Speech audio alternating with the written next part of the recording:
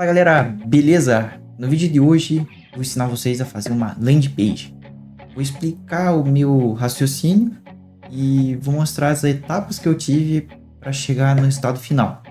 Não é um site completo, eu garanto que eu vou te passar coisas boas, insights valiosos, ok? Então vamos lá. No dia de hoje já virou moda usar o chat GPT. Não há como fugir, ele já está presente na minha vida. E desde que eu conheci ele, eu não parei de usar. Ele me ajuda a criar as copies.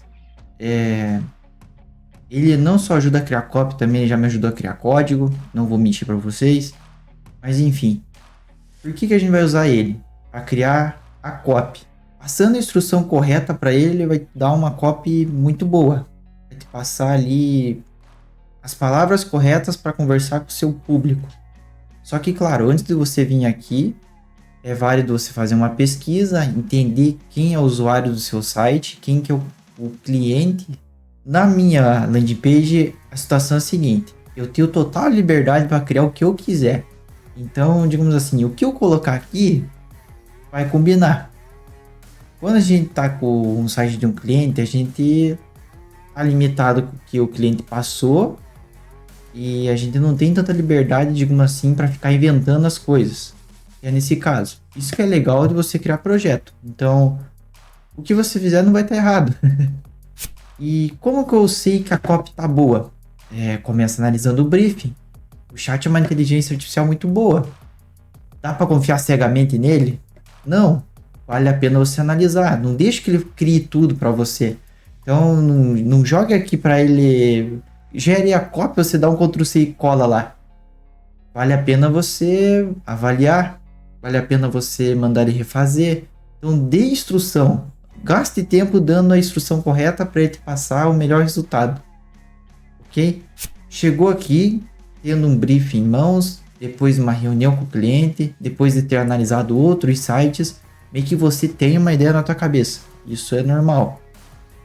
Então, com isso, você já consegue criar algumas coisas bem legais. A história da minha landing page é a seguinte. Eu cheguei nesse resultado final e, como eu disse, ela é fictícia. Por isso que eu tenho uma grande liberdade para criar as coisas. E eu comecei primeiramente pela copy. Fui imaginando as seções do site. Eu estou trabalhando dessa forma agora. Meio que tento imaginar a estrutura primeiro. Ele chama de wireframe. É meio que um esqueleto do site. Para depois você, digamos assim, jogar pintura em cima. Então, nessa parte que tem imagem, eu colocaria um blocão cinza e focaria só nos textos. Se eu começar a analisar a página, eu vou achar coisa para melhorar aqui. Faz um tempinho que eu fiz essa página, mas eu acho ela bonita. E como eu disse no último vídeo, eu quero trazer ela para vocês. É um projeto que está aqui e eu quero usar ele. Vamos lá. Vamos focar na fonte, no texto, melhor dizendo. Quando eu estava criando essa estrutura, é muito válido você pesquisar sites de concorrente e tentar entender o que o teu cliente quer mostrar no site. Mostre os benefícios. Sempre tente mostrar coisas que vão interessar o usuário. Então, comece imaginando a estrutura. A primeira dobra é a parte mais importante, que é a parte inicial do site, é o primeiro bloco. É ali que o teu cliente vai ter o primeiro impacto com o site, então ele tem que ser positivo. Então, como que eu faço algo bonito? Como que eu faço algo que o meu cliente vai gostar? Como eu disse, você analisa os concorrentes, faz pesquisas à parte, tenta entender o que o seu público gosta, também é bem válido. Você tenta entender o que eles assistem, o que eles acompanham. Claro que depende de projeto para projeto. Por exemplo, eu já fiz sites para um vendedor de alumínios, fornecedor de alumínios. Então, esse site já tem uma pegada mais séria, ele é bem diferente. No caso, se eu fosse fazer igual eu peguei um curso uma vez que eu estava aprendendo, era um banco digital para nerds.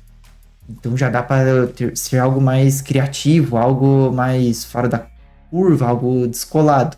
Então essa que é a linguagem desse público. Já para o meu cliente de alumínio é uma linguagem mais séria, é algo mais pé no chão, algo mais clean, minimalista ali, algo dessa forma.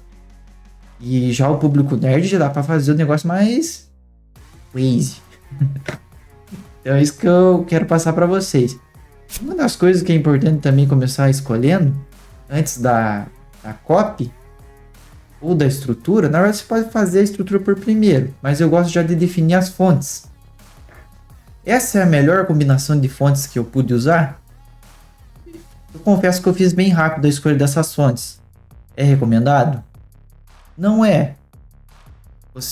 É bacana você estudar, fazer vários protótipos, né, para chegar no resultado bacana no final. Claro que às vezes você não pode perder tempo com certas coisas, né? Você vai ter prazo, você vai ter que se desdobrar, você vai ter que focar no que é mais importante. Mas, falando português correto, se você puder caprichar o máximo possível em todas as etapas, seu projeto vai ficar melhor. Então, pense nisso. Como que eu faço para escolher a fonte? Atualmente eu estou usando o chat. Eu tenho certeza que esse não é o melhor jeito, tem muito estudo sobre tipografia e a tipografia passa sentimento também. Por exemplo, essa fonte aqui, ela é mais séria. Eu já falei isso no outro vídeo, mas essas perninhas aqui, elas são usadas, antes eram usadas para escrever em livros e até hoje é usado, porque elas facilitam a leitura. Mas ao mesmo tempo que ela tem essa perninha, ela fica algo elegante. Esse tipo de fonte era usado muito em revista de cosméticos ou, enfim, em marcas grandes, em marcas chiques. Então elas usavam esse tipo de fonte e usa até hoje. Então, quando eu quero que algo passe uma seriedade, que algo seja mais fino, geralmente esse tipo de fonte é usado. Já essa aqui de baixo, ela é boa para ser usada no digital, porque ela não tem essas perninhas que podem dificultar a leitura. Como a gente não está lendo o livro mais, e não precisa, digamos assim, isso aqui era para não se perder entre os parágrafos, é meio que para fazer uma linha. Aqui a gente não precisa disso, a gente consegue se adaptar bem no digital, nosso olho não precisa disso aqui. Então, no meio digital é recomendado você usar esse tipo de fonte para texto maior. Então, geralmente eu escolho uma fonte serifada para o título e uma sem serifa nos parágrafos. Só que não usa sempre esse padrão, porque às vezes algo não precisa passar uma seriedade, não precisa passar aquele tom assim de algo prêmio, algo de assim, mais pé no chão e sério, como eu disse, igual tem o caso que é descolado. Aí tem outros tipos de fonte, que tem a fonte que são chamadas de display, uma fonte mais divertida, uma fonte mais que conversa com outro público. Então, como eu disse, vale a pena você ter um estudo sobre isso e vale a pena você pesquisar, porque se você colocar uma fonte que não combina com o site, você não vai comunicar a mensagem que você quer. Gui, como eu faço para escolher a fonte do jeito que você escolheu? Eu venho aqui no chat e explico para ele o tom que eu quero passar dessa página. Como eu disse para vocês, a gente consegue meio que logo de cara entender quem que é o público do nosso site só de ler o briefing, uma conversa com o cliente também. Então você chega aqui e explica para ele, chat, eu quero criar um site que passe isso e isso, ele vai mostrar os serviços da empresa, é uma empresa séria, e você tenta detalhar o máximo possível e pede para ele te dar uma combinação de fontes. Você vai receber algumas dicas dele e você pode escolher entre as fontes que ele passou. Outra coisa que é muito válido falar sobre as fontes é o tamanho que você usa para cada elemento. Digamos assim, vamos imaginar que isso aqui é um elemento só, essa caixa inteira. Então eu tenho que ter aqui uma hierarquia visual. Quando eu falo de hierarquia visual, como que nós definimos uma hierarquia? A gente consegue definir uma hierarquia por tamanho de fonte. Aquilo que é maior vai chamar mais atenção. A gente pode chamar mais atenção também com a largura da fonte. E deixa eu ver se tem mais com cores. Você consegue fazer uma separação entre contraste. Então, quando temos contraste e temos esses outros elementos combinados, por exemplo, tamanho maior, uma cor chamativa, uma cor que contrasta com o fundo, esse elemento tende a chamar mais atenção. E como que eu defino um tamanho bacana para minhas fontes, uma boa hierarquia? Tem a famosa sequência de Fibonacci. Acredito que eu tenha falado certo o nome. Confesso para vocês que antes eu vim aqui no Google e colocava aqui, sequência de Fibonacci para fontes. E eu sempre entrava nesse site. Inclusive, ele tem um canal no YouTube e tem uns vídeos bem legais de design. Já assisti alguns e dá para aprender bastante coisa lá. Eu vou deixar o link aqui na descrição. Então, ele explica como que funciona a sequência de Fibonacci. E, pelo que eu entendi, se você usar esse tipo de combinação, você vai ter uma combinação harmônica. Então, você pode começar a montar uma hierarquia visual a partir daqui. 55, 34, 21. Digamos assim, os títulos vão ter 55 pixels de tamanho. Os outros subtítulos vão ter 34. E o texto normal vai ter 21. Só que aqui eu vejo um problema que a gente pode enfrentar. 21 em certas telas é um tamanho muito grande. Então pode ser um problema. Então você pode adaptar isso. Uma forma que eu estou usando hoje em dia, eu estou trabalhando em escala de 8. E eu vi também essa dica em outro canal e é uma dica muito boa. Então, por padrão, normalmente as fontes nos celulares ou nos sites em geral, para texto normal, elas têm 16 pixels. Que é um tamanho bom, parece que fica adaptado e fica bacana. Então eu vou escalando de 8 em 8. O subtítulo vai ter 24 pixels de tamanho. O título vai ter 24 mais 8. E eu vou brincando dessa forma. Até o meu grid aqui no Figma, ele é em escala de 8 em 8. Então, o gutter, que é esse espacinho entre as colunas, tem 32 pixels. Então, é uma dica para vocês. Uma maneira de você construir uma hierarquia visual que fique bacana. Fique boa para o seu leitor entender e ficar harmônico. Tudo no seu devido lugar, digamos assim. Preciso ficar fissurado em fonte e tal? Não. Mas é bacana você entender. Porque isso agrega mais valor no teu trabalho. Ok? Então, beleza, Gui. Você já me deu uma ideia de como gerar copy. Me deu dicas de hierarquia, de visual. E como que eu crio uma imagem bacana? Como que eu crio algo que converse com o cliente? Bom, essa pergunta é difícil de responder, viu? Na hora que eu fiz ela, sinceramente, confesso que para você que eu não sei a resposta. Brincadeira, vamos chegar lá. Eu vou explicar como que eu cheguei nessa imagem. A ideia é a seguinte. O serviço aqui é o Geralt que presta. O Geralt é o destaque. Então, eu tenho que passar confiança pro usuário que vai acessar essa página. De ver ele e olhar assim, cara, esse cara é bom. Eu confio nele.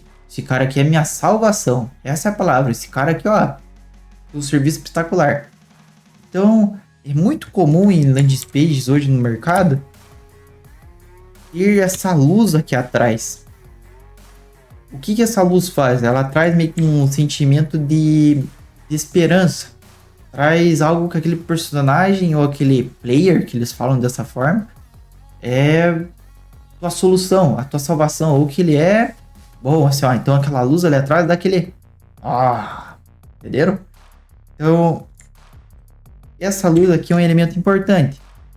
Aqui Eu, olhando a arte que eu fiz, eu acredito que ficou algo bem legal, porque além de eu colocar a luz, ela tá conversando com o fundo de trás. Então aqui tem uma janela e dá para entender que o sol tá batendo. Então já ficou uma composição bem legal. Coloquei aqui alguns detalhes também de luz em volta dele, ó. Então a arte ficou bem profissional. Aqui a gente já consegue dar um sentimento que ele é o cara, porque tem essa luz e é isso. Ele tá numa pose ali mais imponente, então ele tá aqui, ó. Pá. Teria como fazer essa página melhor? Teria. Poderia pegar uma cena dele em combate, porque pra quem não conhece, ele mata monstros, então talvez colocar ele mais em ação, assim, seria algo mais interessante. Por exemplo, algo que eu posso passar para vocês aqui, sobre a cópia. A cópia geralmente vai em partes mais escuras, porque se eu colocar a cópia aqui em partes claras pro fundo, a gente não vai conseguir ler o texto. Então você sempre tem que estar preocupado com contraste, você tem que pôr geralmente um fundo atrás da fonte, para o usuário conseguir ler bem e confortável o que você quer passar para ele. Então por isso que na maioria dos sites geralmente tem um degradê aqui nessa parte, para deixar claro o texto. Outra dica que eu quero passar para vocês é na parte de construção. Quer dizer para vocês não se afobarem, planeje o máximo. Não começa com mão na massa direto. Não vá direto por WordPress. Começa pelo Figma e vá testando. Vá garimpando o máximo de referência que você conseguir e o máximo de imagem. Por quê? Analisando friamente a página que eu construí na época, eu começo a pensar em alguns pontos de melhoria. Ela não ficou ruim. Eu consegui passar o sentimento que o Geralt é o cara. Consegui passar esse ar de esperança. Tem a fonte ali. A copy ficou bacana. Ok. Mas como eu disse, eu poderia ter colocado ele em combate. Talvez deixar essa página um pouco mais, digamos assim, trazer um pouco de ar de mais de medo. Porque ficaria mais bonito. Acho que combinaria mais com a minha proposta e com o universo do jogo. Aqui ele tá num ambiente bem amigável. Então não passa uma certa seriedade. Ele tá aqui numa taverna. Então eu lembro que na época eu queria pegar um fundo, recortar o Geralt, tentar fazer uma ambientação da hora. Consegui, mas aí que tá. Será que foi o melhor tipo de comunicação que eu gerei? Fica o questionamento. Então é isso que eu quero passar para vocês. Não vão de cara desenvolver, porque dá trabalho desenvolver. E ter que recomeçar é difícil. Então busque sempre no início um monte de referência, tente pegar o máximo de ideia, de imagem, vai rascunhando e testa, não faz um protótipo finalizado já, porque para refazer isso aqui dá um trampo. Deixa eu explicar um pouco mais sobre o storytelling dessa composição. A gente sempre tem que tentar contar histórias por meio da imagem. E esse galho aqui que eu imaginei, você pode estar se pensando agora, por que tem um galho dividindo a página? Esse galho aqui eu queria simular que era um ataque de um monstro. Tem um monstro ali no jogo, ou na série, né? E ele ataca, ele meio que como se fosse uma árvore viva. E ele ataca dessa forma, ele faz os galhos... Então eu imaginei usar isso aqui como se fosse divisões da página. Como eu parei aqui, qual que era a ideia? Era fazer isso aqui cortando e depois aqui embaixo aparecer de novo. É esse monstro que estão aqui, ó. O lixo. Era legal fazer o braço dele, para dar a entender que isso aqui saiu lá de baixo e tá cortando toda a página. É um ataque assim, já se conecta com o universo. Mas, mais uma vez dizendo, como é um jogo, como é uma série, a liberdade criativa para isso aqui vai longe. Então, se você conseguir aplicar para o teu cliente uma história por trás da imagem, às vezes a marca, quando tem um brand, tem tudo uma história por trás dela. Então, você trazer essa história para a tua página, para a página do cliente, é algo que vai encantar teu cliente e com certeza vai agradar teu usuário. E é algo que ele percebe. Por exemplo, aqui nessa segunda sessão, o que que eu imaginei? Se o usuário, digamos assim, porque no jogo é assim, lá tem um quadro de avisos. E esses quadros de avisos, os personagens deixam um contrato. E esses contratos são os contratos que o Geralt pega. Então qual que foi a ideia? Foi meio que o usuário vê qual que é o problema que ele está enfrentando, o tipo de monstro, e ele vem aqui clicar no pedir ajuda. Então meio que tem tudo uma história aqui, tem tudo algo acontecendo. Então isso é muito da hora. Então você começa a ver que além de ter ficado bonito, tem tudo uma história por trás, tem tudo um significado e isso agrega valor. Você, como eu disse, você vai encantar o usuário e o cliente. Eu espero que vocês tenham gostado aí das dicas. Se você tem uma sugestão para o próximo vídeo, pode deixar aqui embaixo. Comente o que você achou das dicas, ok? Muito obrigado, no mais é isso e valeu!